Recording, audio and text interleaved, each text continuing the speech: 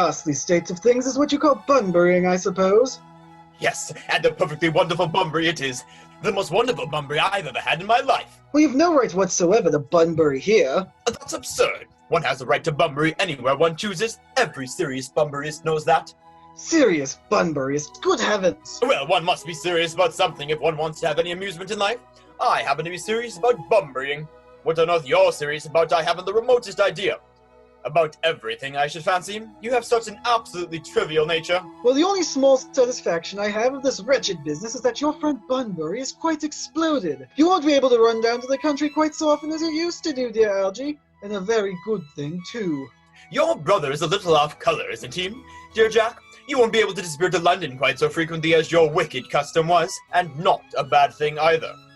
As for your conduct towards Miss Cardew, I must say that your taking in a sweet, simple, innocent girl like that is quite inexcusable, to say nothing of the fact that she is my ward. I can see no possible defense for your deceiving a brilliant, clever, thoroughly experienced young lady like Miss Fairfax, to say nothing of the fact that she is my cousin.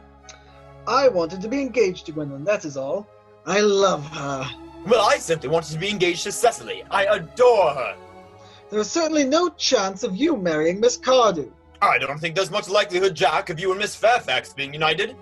Well, that is no business of yours. If it was my business, I wouldn't talk about it. It's very vulgar to talk about one's own business. Only people like stockbrokers do that, and merely at dinner parties. How you can sit there calmly eating muffins when we are in this horrible trouble, I can't make out. You seem to me to be perfectly heartless. Well, I can't eat muffins in an agitated manner.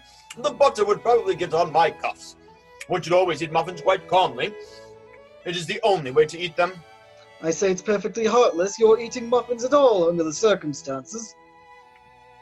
When I am in trouble, eating is the only thing that consoles me. Indeed, when I am in really great trouble, as anyone who knows me intimately will tell you, I refuse everything except food and drink. At the present moment, I am eating muffins because I am unhappy. Besides, I am particularly fond of muffins. Well, that is no reason why you should eat them all in that greedy way. I really wish you would have tea cake instead.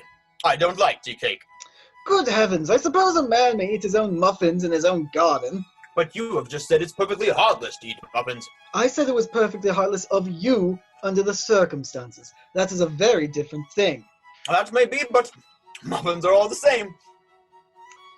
Algy, I really wish you would go.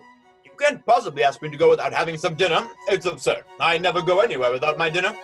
No one ever does except vegetarians and people like that. Besides, I've just made arrangements with Mr. Choswell to be christened at 6:15 under the name of Earnest. My dear fellow, the sooner you give up that nonsense, the better. I made arrangements this morning with Dr. Choswell to be christened myself at 5:30, and I naturally will take the name of Earnest. Gwendolyn would wish it. We can't both be christened Earnest, it's absurd. Besides, I have the perfect right to be christened if I like. There's no evidence at all that I have ever been christened by anybody. I should think it extremely probable I never was. And so does Dr. Choswell. It's entirely different in your case. You have been christened already. Yes, but I have not been christened for years.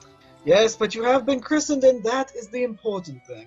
So I know my constitution can stand it. If you're not quite sure about your ever having been christened, I must say I think it's rather dangerous if you're venturing on it now. It might make you very unwell. You could hardly have forgotten that someone very closely connected to you was very nearly carried off this week in Paris by a severe chill. Yes, but you said yourself that the severe chill was not hereditary. It used to be, I know, but I dare say it is now. Science is always making wonderful improvements on things. Oh, that is nonsense. You're always talking nonsense. Jack, you're at the muffins again.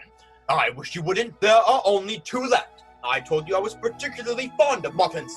But I hate tea cake. Why on earth do you allow tea cake to be served up for your guests? What ideas do you have of hospitality?